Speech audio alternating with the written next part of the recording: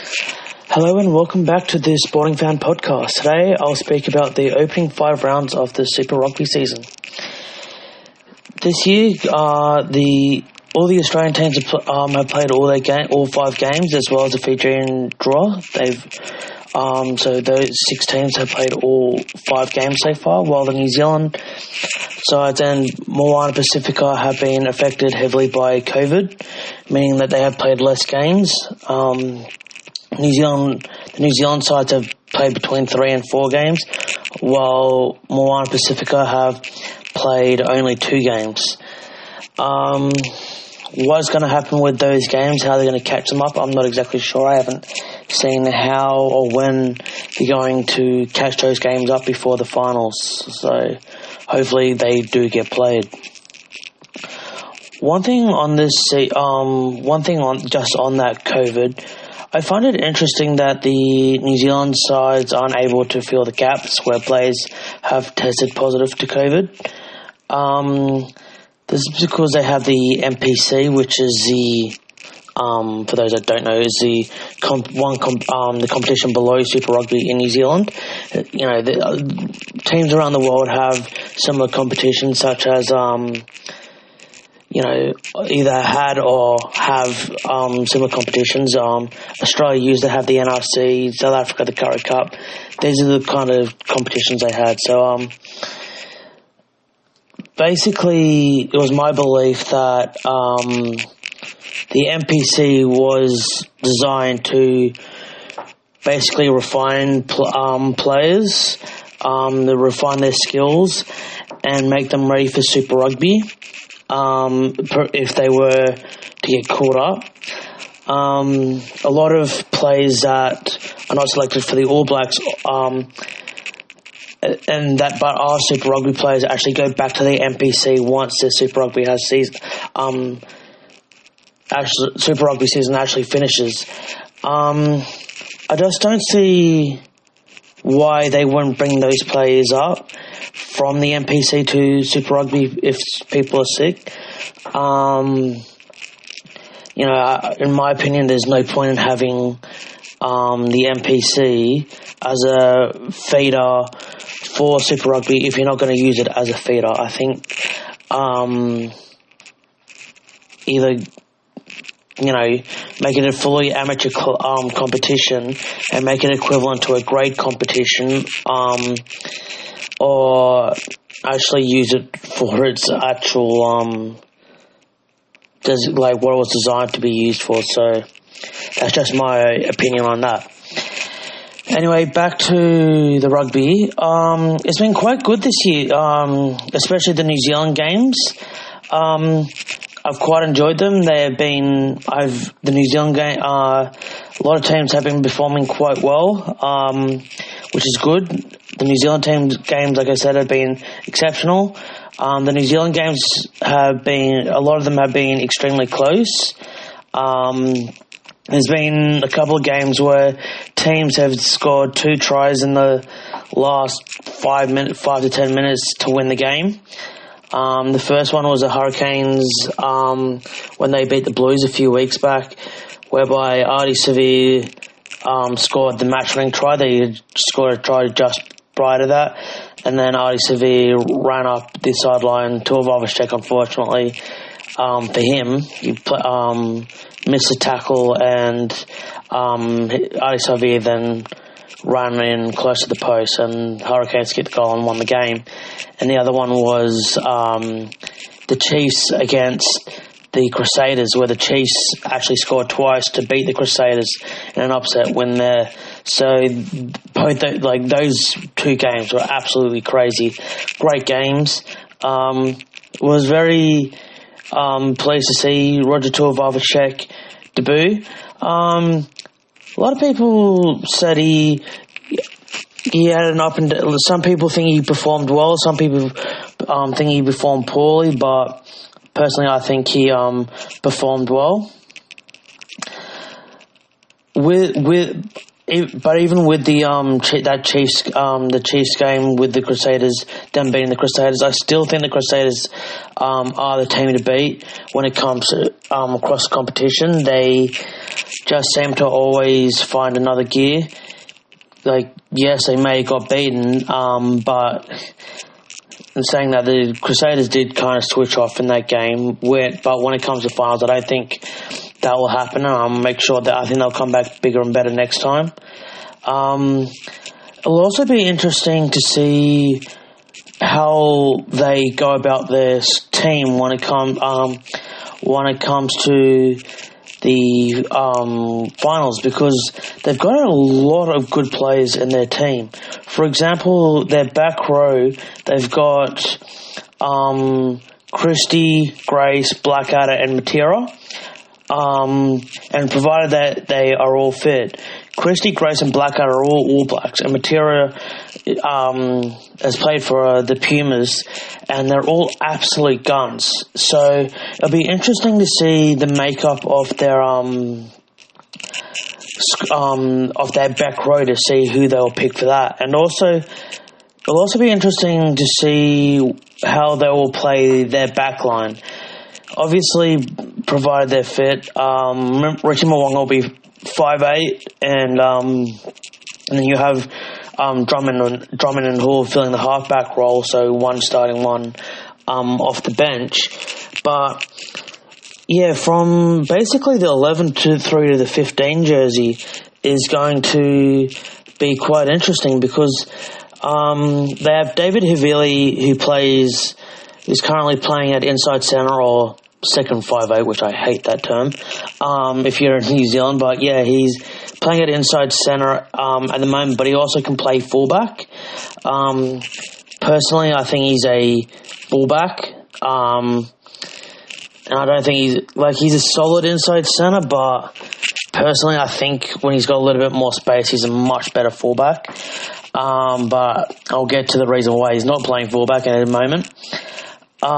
They've also got Brendan Enner and Jack Goodhue to come back in the Jack Goodhue's to come back. Brendan Enner's currently playing.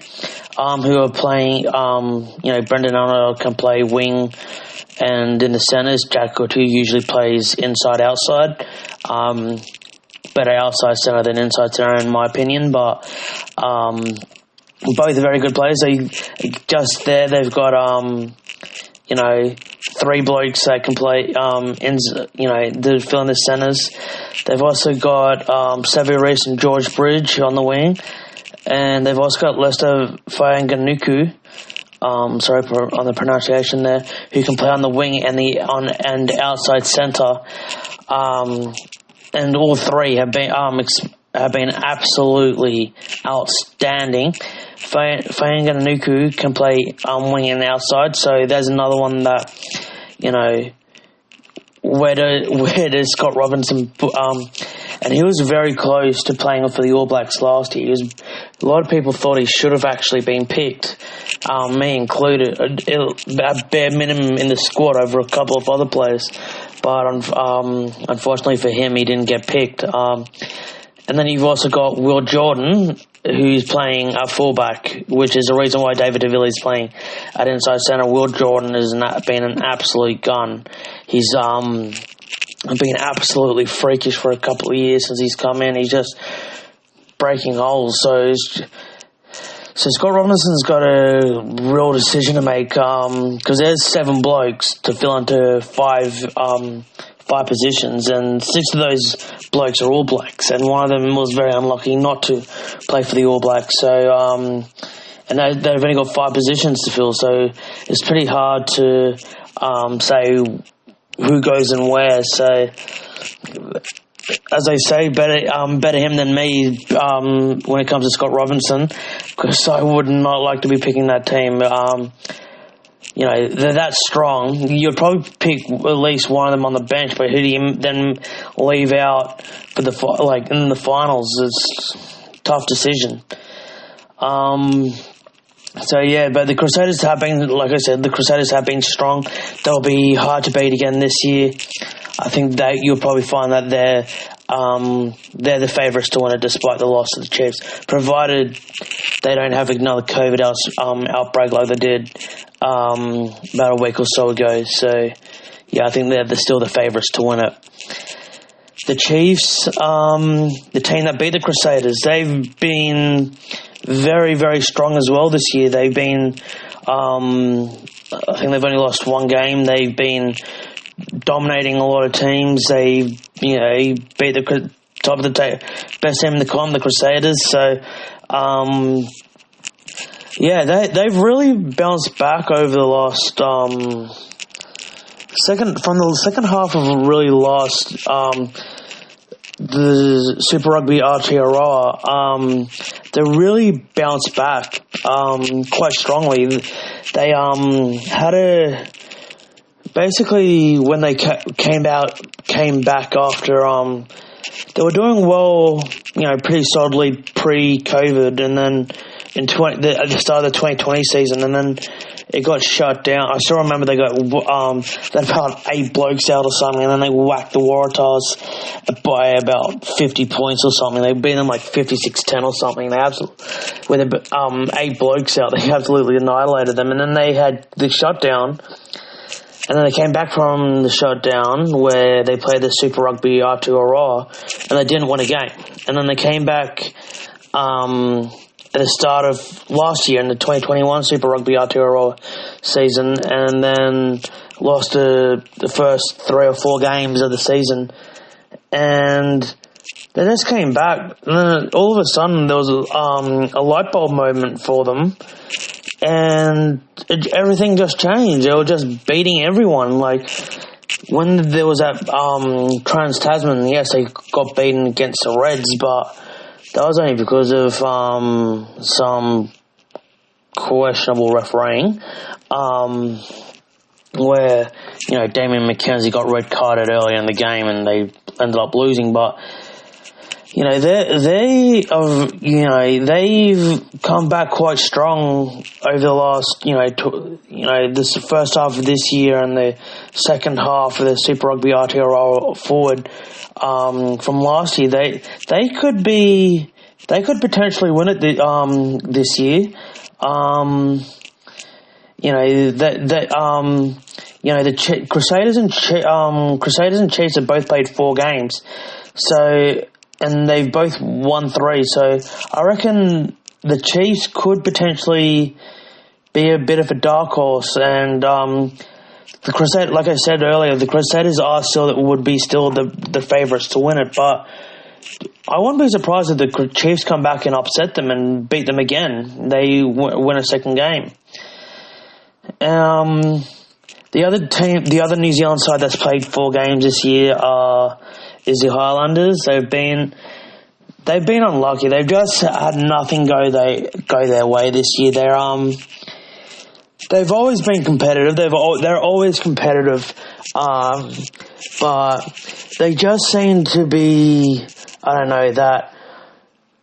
they just seem to be slightly off. And against New Zealand teams, you are that half a second off, or you're just marginally off, you're just going to get slaughtered. You're just going to get put to the sword against them, and that's just what's happening to them. And because, they have bbeen playing well. They've been competitive. They just seem to be competitive without winning. So, how they're going to change that, I don't know, because it's more as there's an old cliche in sport, it's knowing how to win. And because you could have an absolute gun side, and you could have, for example, the Crusaders after Robbie Deans left, they were really, they were still performing well. They made they were always making the finals. They made a couple of grand finals. But between 2000, they lost the final in 2011 to the Reds, and they lost to the Waratahs in 2014. But they just seemed to, they had that kind of thing where they couldn't get over the last line, and then, for the Crusaders, they had that Scott Robinson. Remember, keep in mind with the Crusaders, they had guy during that 2008 to 2017 period where they didn't win a championship. Like they won in 08, the next one they won is 17. And between that period, that blokes like Dan Carter, Richie McCaw, Sam Whitelock, Kieran Reid, they had a good side. So it wasn't like they just lost all their players and they went to they went downhill and went to bloody shit. They were actually a good side, and I think that's where the Highlanders are now, where where the Crusaders couldn't win the finals, and Scott Robinson brought that back. They're just competitive without getting that last step over the line. They just seem to have forgotten how to close out games, and or if they're slightly behind, win ugly. They seem to have, be struggling a little bit against the New Zealand sides when it comes to that. And I don't think it will take much to change it for them. Like, I think that little things that if a coach can see that when they're doing that analysis, they will be able to pinpoint a couple of things, and that I reckon if they can fix those up, they will be able to. What they are exactly, that's for a coach to analyse. But I reckon if they can, it won't take much for them to win a couple of games, whether it be in their last couple of games this year or against New Zealand sides. They'll beat the Australian sides, no doubt. They would win a majority of the Australian, if not all their Australian games. But again, going into next year against the New Zealand sides, hopefully they can change it so they can at least win a couple of games.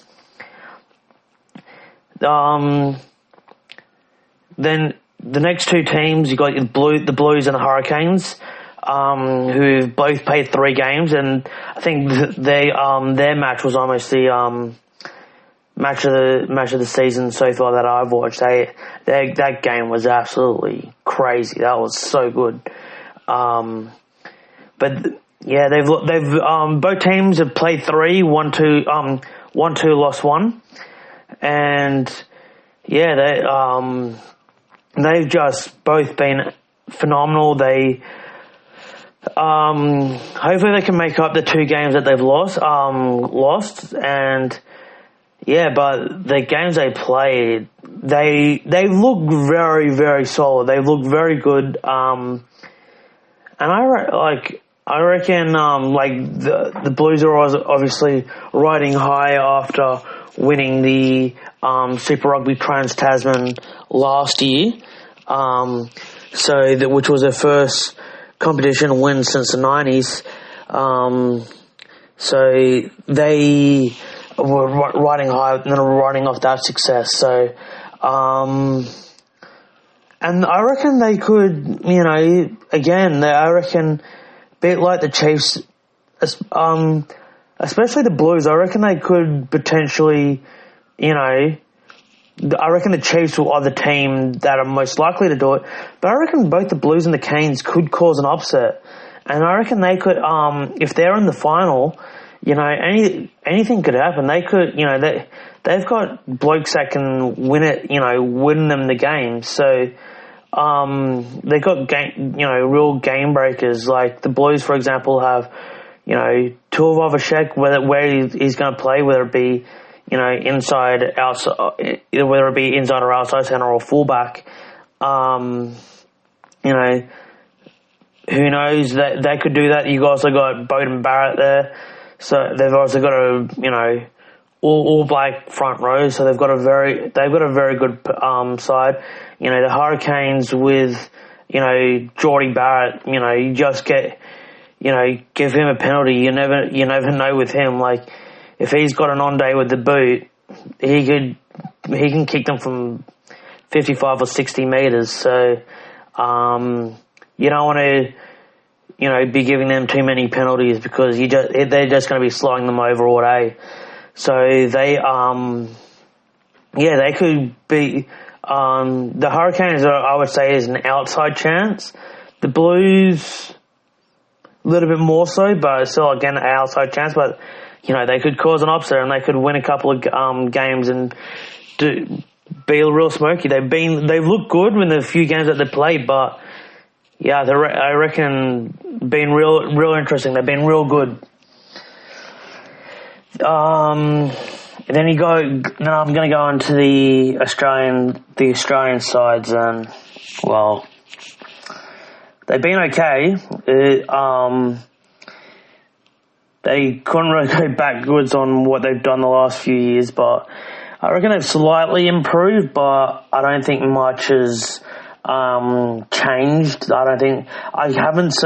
For me personally, I haven't seen much that would say, yep, that's going to be the reason why they're going to get over the line against the New Zealand sides. I can't see that happening. The Waratahs have improved on last year. Last year, they didn't win a game. They've won 3 so far. So, after not winning a game, anything's an improvement. Like winning a game or even drawing a game is an improvement. But they've been so hot and cold this year. They've, they started the season well, with whacking whacking the draw. They beat them by about 30 points, but when they come against the New Zealand sides, I just think it's going to get ugly, I reckon. Unless, teams like the Crusaders, the Blues, the Chiefs, unless they put up a second string team, I reckon they're going to be running up scores of 50 and 60 and 70 points. There's only been a couple of blokes that I could say, yeah, they're solid. One is actually Charlie Gamble. He's a Kiwi, and I believe he's a Kiwi, and he's been exceptional. He's always on the ball. He's always over the ball. And it's something that the Waratahs have really lacked for a number of years. They haven't really had an open side in a number of years that is just on the ball, over the ball, and just making a nuisance of himself. He's always being a pain, and that's what you want in year 7. Not willing, have no disregard for, have absolutely no regard for the body and just willing to take the hit. And I know people will say, well, what about Michael Hooper? Michael Hooper played for the Waratahs, and I will just say, well, you guys are can take your blinkers off, because Hooper has been trash for years, in my opinion. He did it at the start of his career. He did that for the first 2 or 3 years, but I reckon for the last about 5, he's bloody pissed off at outside centre and running it as a bloody outside centre and taking runs. And the people keep saying, but he's running meters of this and running that. And I'm just like, I don't give a crap what his bloody running meters are. I don't give a stuff if he's run 1,000 running meters with the ball in the game. That's not his job. His job is to bloody secure the ball and getting turnovers. That's his job. Do you ever hear, for example, any of the great South African open sides, or someone like, George Smith or Richie McCaw, you just go, these guys aren't even in QE. For example, Peter Staff-Tout, who I believe that is how you pronounce his name. Sorry if it's incorrect. But, he was the open side flanker in 2019 for the South Africans that won the World Cup. The two World Cups before that was Richie McCaw. Do you ever hear anyone talk about their running meters? And the answer is no, because their job is to just smash those rocks, get turnovers. Yes, they might have a run game. Yeah, Richie McCaw scored 20-odd tries or something for the All Blacks, but the thing is, no one really gives a damn about that. They only care about bloody winning. And winning the turnover and winning the rock. And that's Michael Hooper doesn't do that, and that's where Charlie Gamble's really changed things for the Waratahs this year. And I think that's why they have at least been competitive where they weren't competitive last year. Is because they admittedly Michael Hooper didn't play last year, but the Waratahs haven't really been competitive for a number of years now. Basically since they won when they won in 2014. Since then, they've been average to poor every year. And because they just simply had no one to win the ball back. And then that's where Charlie Gamble has really changed things for them. He's stepped into a role where if they need someone to turn the ball over, he's the guy. And yeah, I think he's probably been the best forward. And in terms of the backs, I've been really impressed by Parisi. He just seems to have a motor on him. Like, he just seems to be a machine. Like, honestly, he just runs like he's being shot out of a cannon. And it doesn't matter if it's in the first minute or the 80th minute of the game. He is running as hard as ever. Every run, he just destroyed, like, and he seems to be really strong because a lot of blokes, even bigger blokes than him, they hit him and they can't bring him down. He's still, that leg drive that he's got, and he's so strong and he just pushes through. And he's been, he's been really hard to bring down. And I reckon he's almost, you could almost put him as a regular for the 13. I believe he played a couple of games for the Wallabies last year, but I reckon he could be like a regular in the 13, not just an in and out bloke. The one thing I will say about him though is that he needs to improve his passing. He hogs the ball a little bit much, and it might work against the Australian teams with his strength, but when he comes up against Kiwis, and if he does go up onto the international level, when he plays against teams like New Zealand or the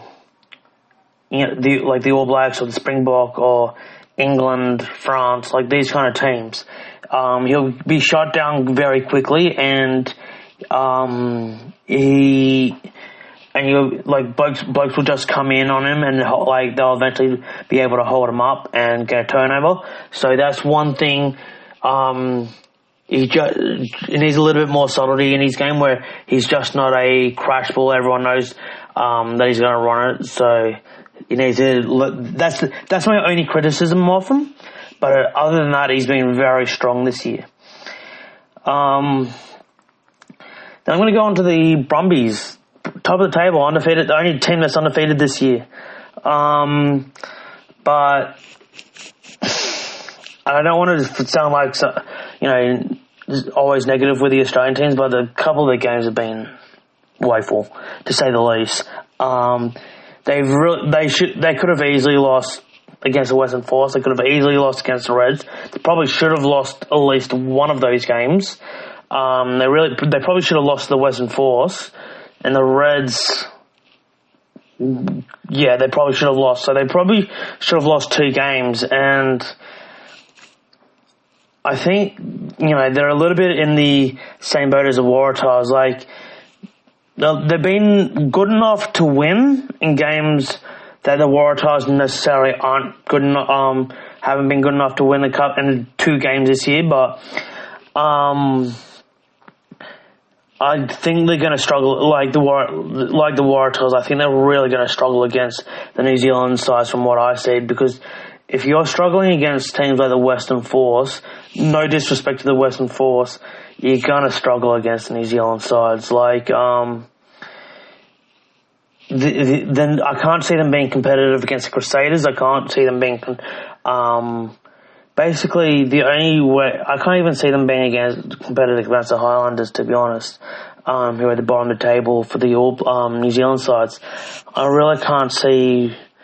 They just seem to, the last couple of years, they just seem to have gone backwards. They've, the tactics, they seem tired. They don't just seem to be, I don't know, the tactics just seem to be stagnating, and they just seem to, I can't really put my finger on it, but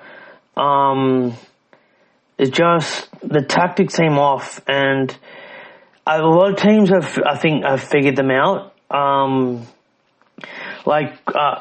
For example, a lot of teams have figured out that their line out is their main go-to. And if you compete at the line out, whether it be stop their driving more, which is basically what I'm centering it on here, stop their driving more, or actually compete in the air against them and win a couple of line outs, you basically shut them down. A classic example of this is there was a finals game which I believe, from memory, it was against the Hagawares, or it may have been against one of the New Zealand sides, but I think it was the Hagawares. And they just competed at the line-out, and they won a number of the number of line-outs against the throw, and the Brumbies didn't have a plan B. And I'm surprised more teams haven't figured that out, because that's basically, commentators have been saying that for probably, I would say, 5 years maybe, 5 or 6 years, where the lineout's been the number one go-to. And there isn't really a plan B. And the Hagawares showed that. Yet teams haven't really competed really much since then. A couple of teams have, but other teams haven't, and especially the Australian sides, like, you shut them down at the lineup, you're going to beat them. And yeah, they've got a solid scrum, but yeah, I reckon against New Zealand sides that when they'll shut down that line out real quick, real easily, and I just see them getting bullied and decimated against the goods, and I don't think the scores will get as ugly as what they will with the Waratahs, but some teams will I reckon run up a score against them. And this is the same thing with the Reds. The Reds have lost only one game to the Brumbies, which I mentioned, and their tactics have been, again, they've been solid this year. They're second on the table, having lost only that one game. But yeah, again, their tactics are basically the same as the Brumbies. Their tactics all revolve around a solid scrum, winning penalties at the scrum, and then dominating the line out. And that's what basically happened last year against New Zealand sides. Last year, when they played Super Rugby AU, they really pushed the Australian teams around in the scrum, and and that's how they actually won the championship.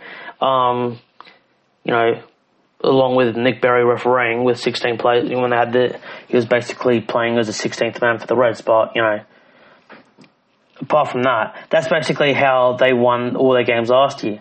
Is they dominated in the Super Rugby AU, they dominated in the forwards, and then won a penalty, did the line out, and then score off a rolling maul, or did a move off the line out. But then when they came up against the New Zealand sides, who are better scrummagers, they weren't winning as many penalties from the scrum, and the scrum wasn't just decimating oppositions. And then they go, well, what's plan B? And sure, they got beaten by the Chiefs, but there was a questionable decision with Damien McKenzie where he got sent off. But they won only one of the 5 games against New Zealand sides last year because, and they only just beat the Chiefs with the Damian McKenzie's the best player getting red carded. So, and, you know, having a player off for 20 minutes, they only won by a few points. You know, because the New Zealand teams figured out their tactics. They will, like, have a good scrum and compete at the line out, and then they have nothing. And sure enough, that's exactly what they did. And it was so predictable. And yeah, and they just, you know, and in many ways, the New Zealand sides were actually winning the penalties at the scrum. And then, you know, that's why the New Zealand, like, I think, you know, I'll go on to the Force and the Rebels in a moment, but I think that's why there's been a problem with the Australian teams for the last, both at Super Rugby level and international level, that there's a plan A, but only a plan A. When, if you look at the top teams, the international teams as well as the domestic teams, but I'll go on the international. You know, you have a look at, you know, New Zealand, South Africa, England, as much as England struggled a little bit in this Six Nations, but again, England, Ireland, France, you know, you look at the top 5 or 6 nations in the world, they have a plan B, right? And they're able to go, okay, this is what our original game plan was, how we thought we were going to win. This is how we're going to win.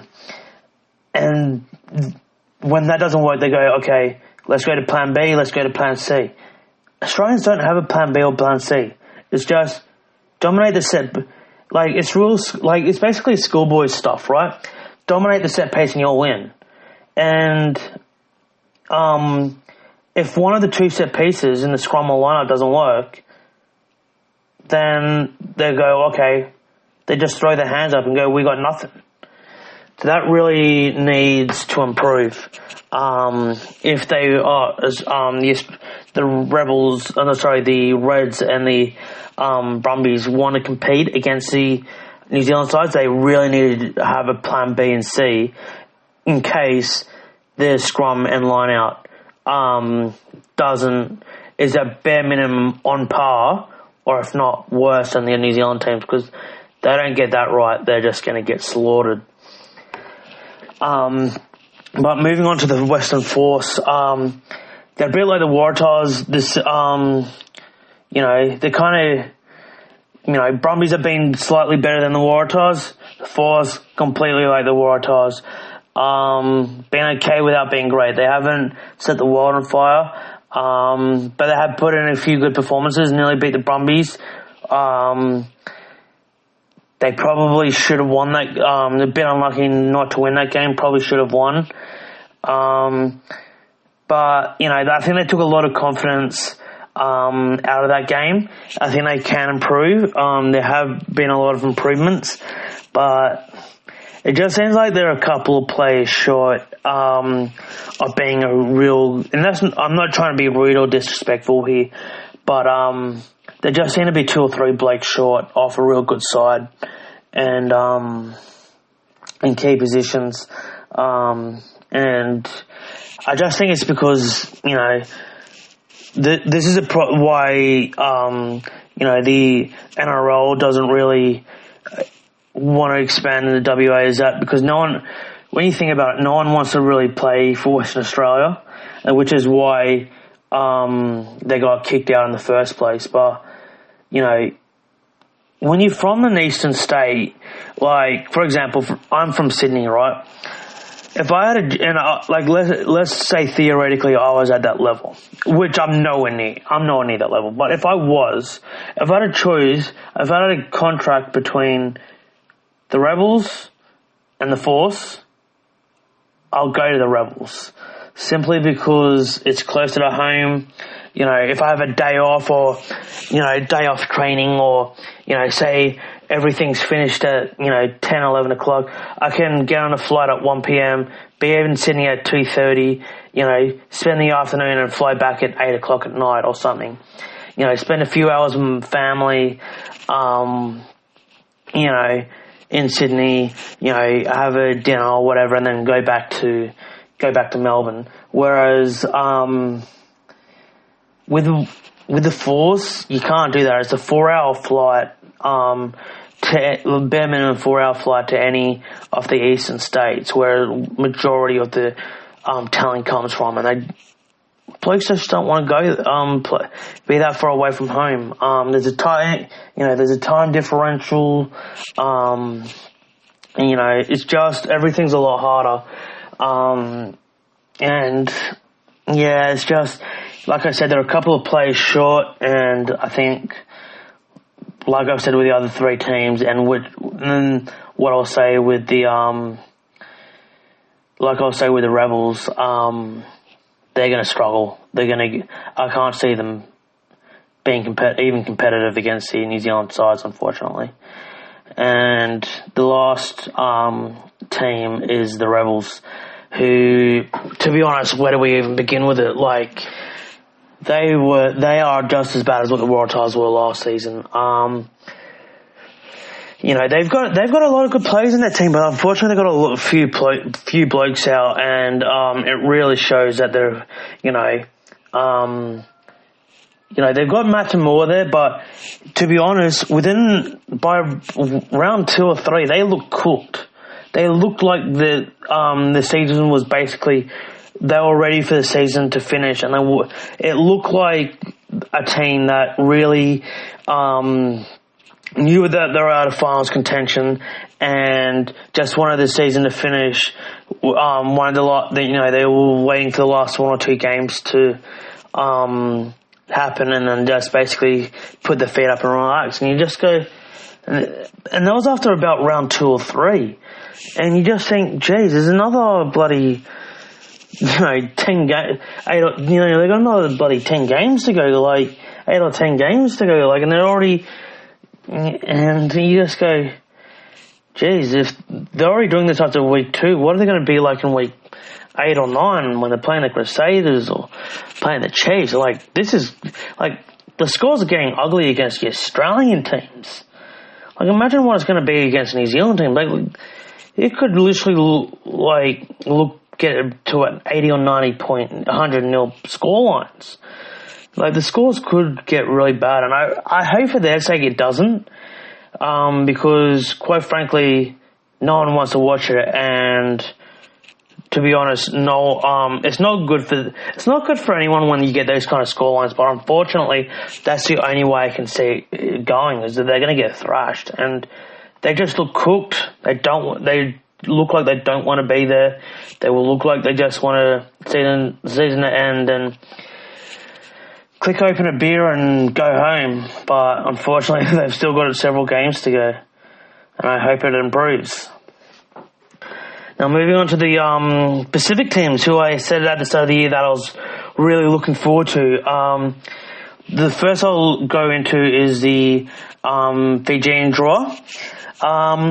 Other than that first game against the Waratahs, they've always been there and thereabouts, and they've actually picked up the first win against the Rebels. And yeah, they've. You can tell that, again, this isn't meant to be disrespectful, but all new teams, they're struggling to find the combinations. But I reckon that. I reckon they could potentially, become a very competitive side. I reckon, they've always been competitive. They've been competitive. I reckon, give it a couple of years when they have played together for a few seasons, and hopefully a couple of Fijians from overseas come back and play for them, and you never know. Within it, by maybe even the 2025 side, provided that they, Super Rugby, stays with them, I reckon they could have a really good side within a few years, and I reckon they could really push some teams, and hopefully it'll also mean that Fijian players don't defect, which is the same with Moana Pacifica, because I reckon this could be so good for not only for Fiji but the world game, where we've got a really strong island. Because so many good players come from Fiji, I reckon this could really change their trajectory. And you never know, like by the 2027 World Cup, it could potentially roll into the international team, where more players are playing, and they could potentially be a real like for the international team. Use this kind of like what the Argentinians did with the Jaguares, where, yes, still pick players from Europe and what have you, and wherever they play, whether it be Fiji or Japan, Europe or Japan, I should say. Sure, pick those, but if a lot of their best players are playing for the draw, they could really, the Fijians could use that as a breeding ground, and you never know, the Fijians could make a quarter-final or even a semi-final by 2027 and onwards. Like, they could really push a lot of teams and beat teams, which would be great for World Rugby to have at least one of the island teams be competitive.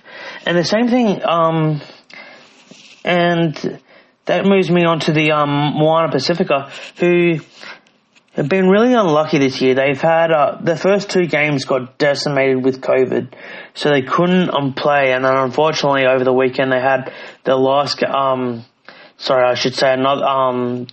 think it was their fourth game got cancelled because of COVID, and so they've only played two games, and they have struggled. They got beaten comfortably in both games against the Crusaders and the Chiefs, but in saying that, they played against the two best New Zealand sides, and the Crusaders and the Chiefs had already had 2 or 3 games under the belt, so they were already match fit, and a lot of people that haven't played rugby or will say, well, they had their whole off season to get fit.